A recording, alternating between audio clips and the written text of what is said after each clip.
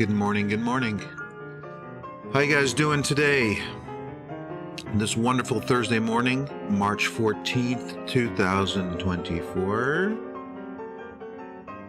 Hope you guys are doing well. Thanks for joining me on our Telegram channel. In case you have missed it, we have a Telegram channel, the Supply and Demand Telegram channel. It's Supply Demand Forex Trading. That's the link, Supply and Demand Forex Trading. There you could be a part of the community where we take a look at the markets, we take a look at supply and demand, we take a look at what the media is talking about, how that really affects the market, what retail traders are doing, and how that sets up the next moves of the markets. A whole bunch of good stuff there that you will not find anywhere else. Very, very unlikely find anywhere else. Unless, of course, they're copying what they're doing. And there's some people out there that are doing that. But that's okay. You're here at the original place where all the ideas, the concepts, and principles were created. So thanks for joining me. It's nice to have you this morning. And we have some requests. I asked on Telegram for some requests, any stocks or charts that you guys want to look at. So we have a list of some that I posted here in the trading chat room here on YouTube. So I'll take a look at those afterwards. But first, I want to start by taking a quick look at the S&P 500. We have a really nice move taking place here. And, you know, something I was pointing out a couple months back is when we had this basing candle here. Now, let me just close my Telegram. As much as I love my Telegram people, can't be disturbed. So we had this basing candle taking place here. And when price started to show some momentum with the next momentum candle here, the green one, we knew with some high degree of certainty that we were going to get a push even higher because we had basing and a push higher. And you can see throughout history, whenever you have basing and a push higher, it tends to continue going higher. Basing and then higher, okay? If it's going to go lower, you're going to have basing and you're going to see a move towards the downside. So a couple months back, we knew momentum to the upside was more likely than not. So let's take a look at what's taking place now. We have that momentum candle to the upside, one more momentum candle to the upside. On the weekly chart, we have this, and this is really important. I want to point out something to you. This big, strong move to the upside here, right? As you can tell, there is a trend line, okay, right here. But take a look at this move, okay? Look at this move here. This is really out of the ordinary, how high we've reached here. So this is somewhat unsustainable when it comes to the weekly chart. But what is sustainable is what we're seeing here on the monthly chart. This is very sustainable. In fact, I would say that it is likely we see something like that. And that would take us up to, what, the 5,600 mark around, give or take, above 5,600. All right. So this is important to know because if you trade stocks or if you trade any asset that, you know, needs the support of the overall market, this is important to know.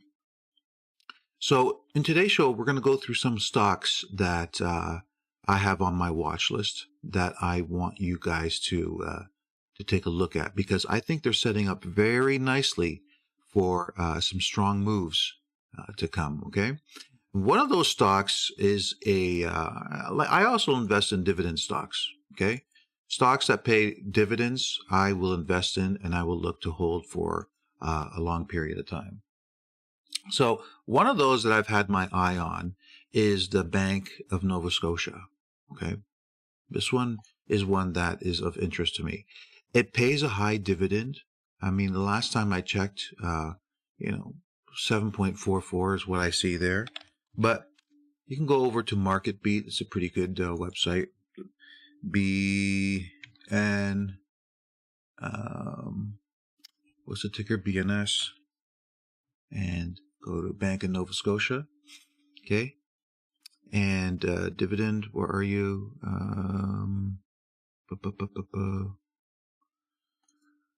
Let's see. Okay. Annualized 3-year dividend growth, 5.2. Annual dividend, $2.34. Okay. So give or take around 7.44%. That's pretty darn good. So I'm looking to invest some money into this stock. Now, I could see that in the past, price hasn't done much. Every time it's gone up, it's come down. It's gone up, come down, up, down, up, down. But the last time we went up, something significant happened here. Take a look. You see this here? This was a supply zone.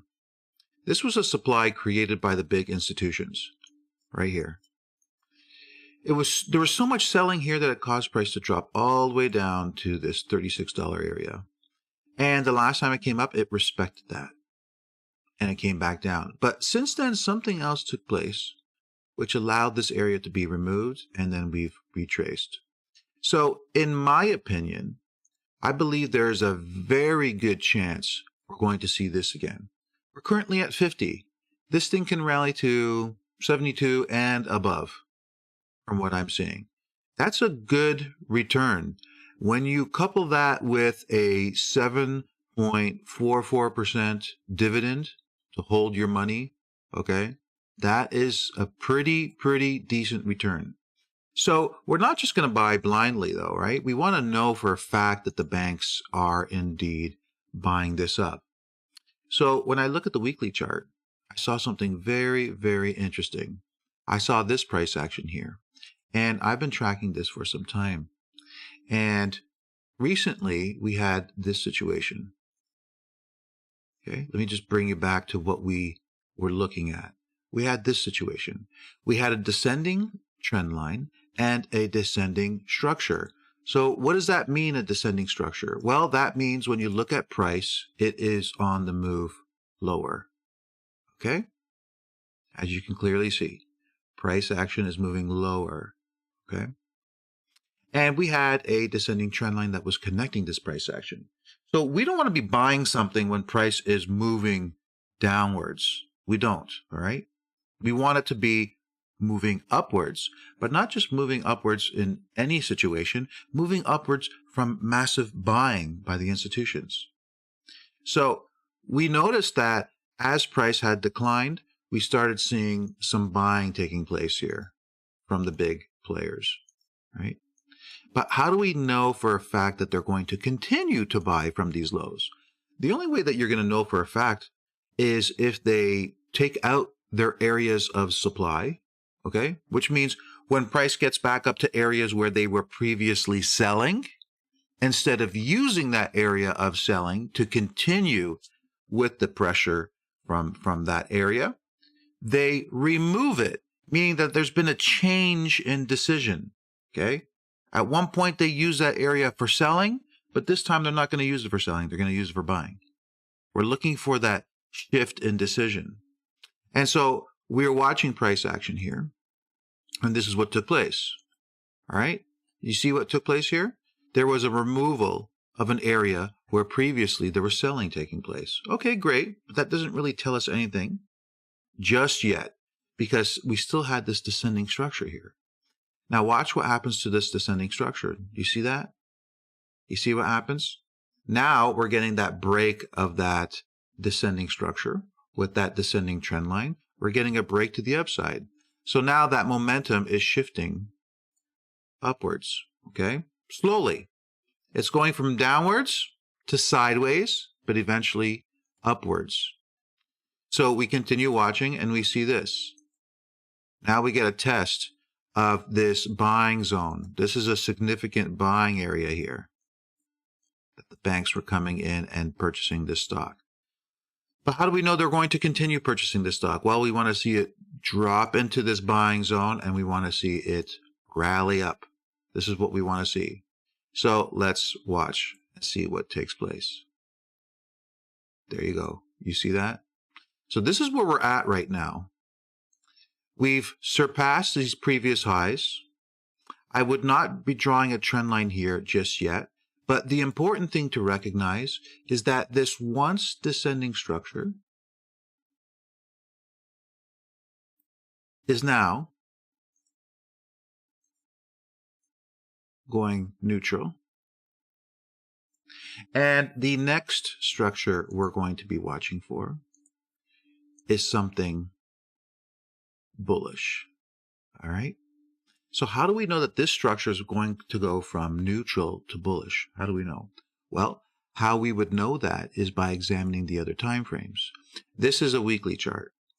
So let's switch over and take a look at what's happening on another time frame. And lo and behold, what do we see here?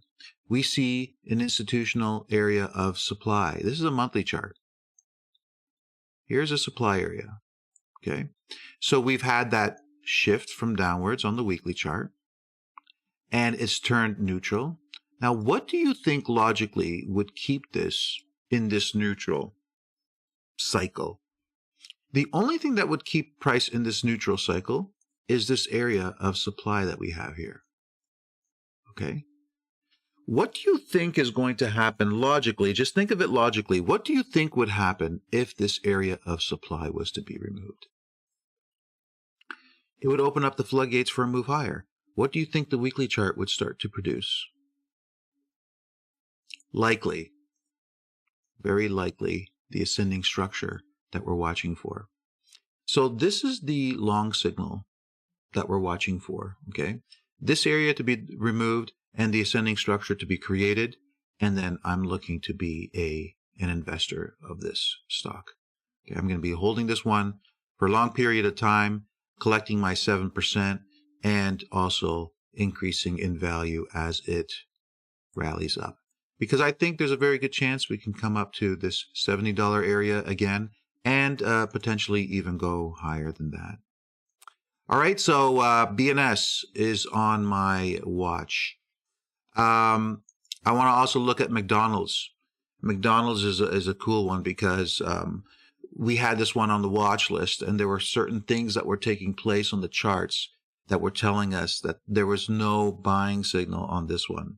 And so yesterday, when I was looking through my watch list, I saw this this huge drop in price, and I thought to myself just how wonderful it is that the Sherlock trading system did not give us a buy signal because of lack of proper price structure. And now you can see what ends up happening.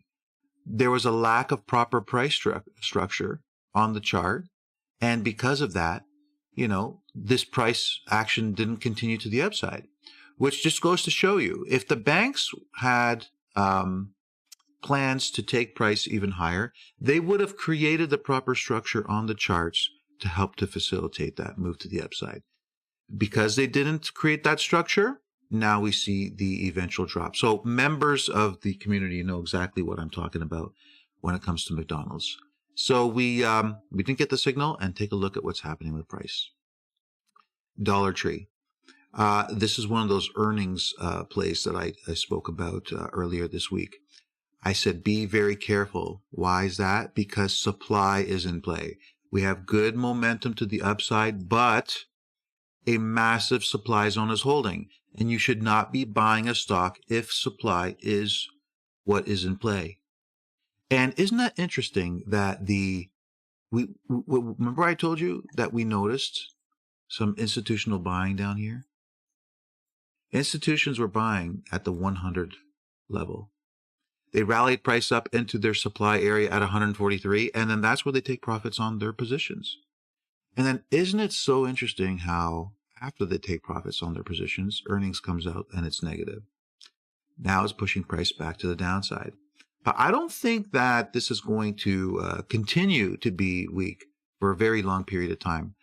I believe that eventually the banks are going to come back in at a lower price because they already took their profits at the 143 area, they're going to come in at a lower price and they're going to start to build it back up again. And over time, you're going to see this area evaporate and price continue higher.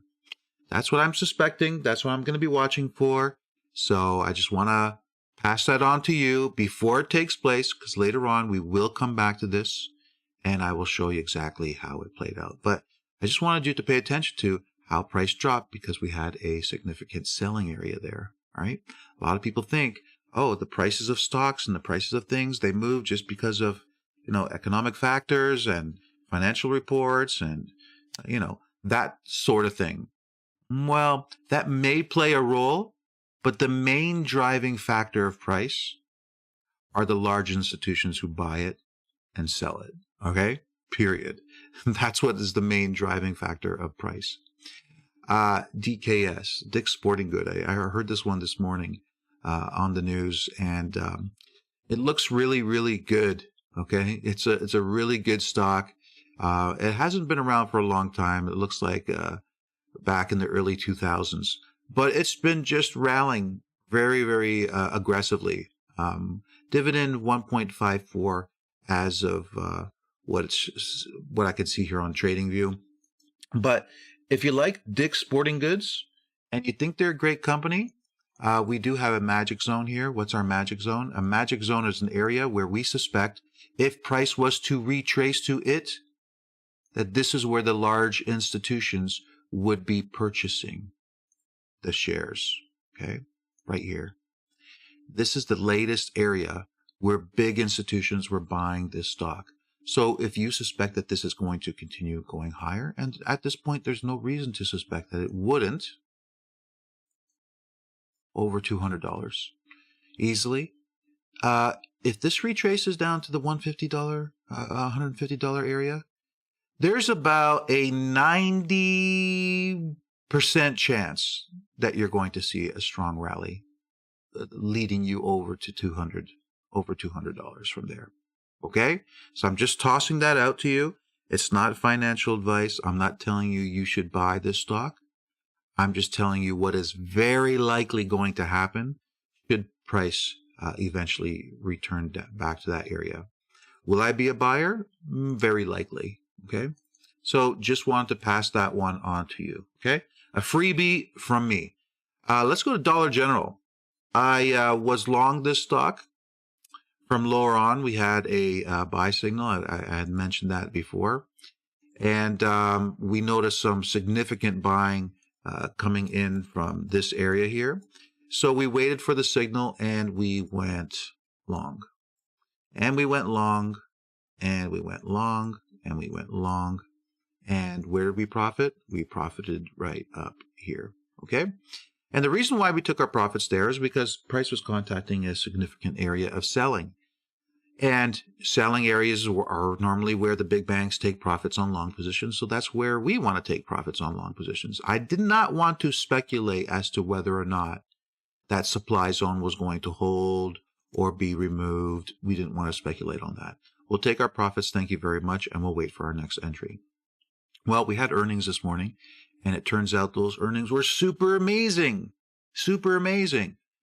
But I suspect because price is inside an area of supply, 165, that's within supply. Look at my monthly chart. The top of supply is 173. Okay, price is opening up inside supply. So this really good earnings report could be used to offload shares, right? This was a very strong rally that took place. So, they could be looking for people to offload their shares to. Okay, I wouldn't want to be holding long inside a massive supply like this on Dollar General.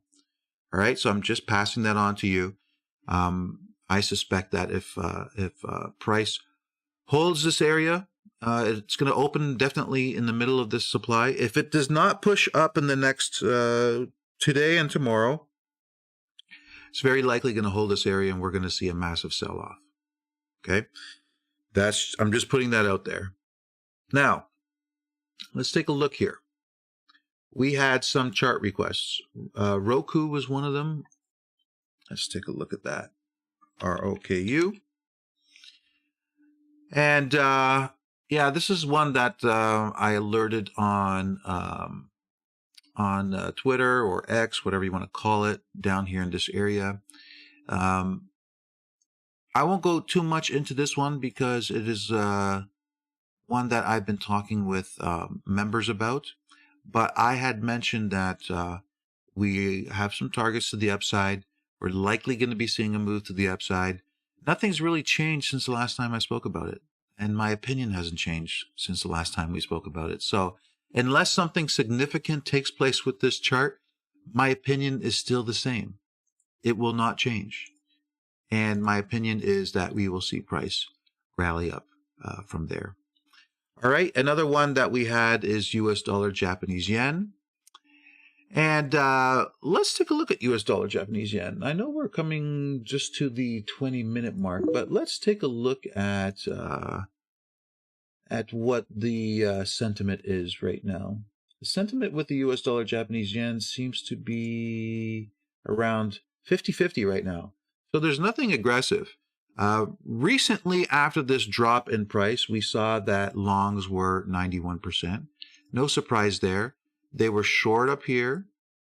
They decided to bail on their shorts and to go long, and they were adding long as price declined, all the way down here to 91%. Okay, that was at the beginning of the week, if I'm not mistaken. Now we're at 52% long. 52%. So that's not so great. They decided to just completely bail on those short positions and or on those long positions. So that's not too bad. That's not too bad. Let's just put that there. 52%. Okay. So they bailed on their longs, and now we're seeing price rally up here. Okay. 52, 51, 52. So they're going back and forth between longs and shorts. In terms of next direction, well, it's hard to say because retail traders aren't aggressive with any position right now. They were super aggressive with longs as they were dropping price. You know, they added long, long, long, long. And then when they bail on longs, that's when price starts to increase. But we don't see any massive rally taking place from here. The last major move that took place was from supply. Even though that supply has been contacted several times, we do see that we had some pressure to the downside there. So what I'd be watching for now is pressure to the upside to continue. But for that to get me really excited, because we're not responding to any significant demand at this point, what's really going to drive price is data releases and or retail sentiment really getting aggressive. Okay? If they started adding shorts aggressively, we could see price rally up. Or the banks just come in and start driving price really aggressively in either direction. Okay. But I don't have a crystal ball. I can't tell you exactly what's going to happen because I don't know exactly what's going to happen. We got to sit back, be patient, wait and see. I wouldn't be trading US dollar Japanese yen. Let's just be clear right now. I wouldn't, because the odds aren't in my favor to be trading the US dollar Japanese yen. Okay. Another one that you guys wanted to look at was pound US dollar. Not doing anything. We have some demand down here, but price hasn't reached it yet. So I'd like price to drop more into the 127 area, and then we'll see what takes place, whether they start to build momentum to the upside, and we'll see structure on the lower time frame, like the 1 hour chart, and the price structure to the downsides, shifting to neutral, and then building to the upside, like I was talking to you about at the beginning of the session. All right, last but not least, we'll look at gold. And gold just peaking at the highs, not much going on here. Like I told you, this move to the upside, we didn't get any strong buy signals. So we're waiting to see what they want to do, because I don't think that this move is sustainable. And if we look at retail sentiment, 73% short. So they're not doing that much. They haven't really shifted anything since back here. 73%, just a 2% decline from where we were at before. Let me just change that number to 73. And that's about it. Okay. So, yeah, nothing juicy here. So there's nothing really to talk about. It's not really showing me anything. We've rallied quite significantly on the weekly chart. We closed above highs, which is pretty good. If you look at the weekly chart, it's pretty good. It's closed at its all-time high. And I know the media will love to throw that out there. Gold closed at its all-time high. But what they're not telling you is that the structure is not the greatest, okay? This is a weak uptrend. It's not a high-quality uptrend. The media is not going to tell you that because they don't want you to know that it's a weak upward trend. And another thing is that on the monthly chart, we had highs over here, but we have yet to close up there, all right? So we could still get a push to the downside and no close higher. We were looking for a monthly close past previous highs, and that would signal that we could potentially see more upside. But, you know, to help facilitate that move, we would need something on a lower time frame like the weekly to show us a good quality uptrend, and we're just not seeing that at this time. So I'd be cautious with gold, all right? I know you guys are, a lot of you are very interested in trading gold. You see it moving very well, and you're thinking to yourself, oh, you know, it's up there, and I feel like I'm missing out. No, don't feel like you're missing out, okay? Don't worry about that. You're not missing out on anything, all right? What you could be missing out on is getting caught to the upside, all right? It's made a big move, yeah, but we need to see if the banks are serious. And right now, what I'm seeing on the weekly chart, it doesn't look like they're very serious with this move to the upside, right? There's certain structures that they would be building if indeed they were serious about price continuing to the upside, and I'm just not seeing that, okay? I can't predict exactly how things are going to play out, but I do know that when structures, certain structures don't exist, the likelihood of them being maintained is very unlikely. I hope you enjoyed today's show, and you're set up for the rest of the day. And that's it. Hit the like button, share it. I'd appreciate all your support. And I'll leave you with that, okay? You take care of yourself, and have a good day. Take care.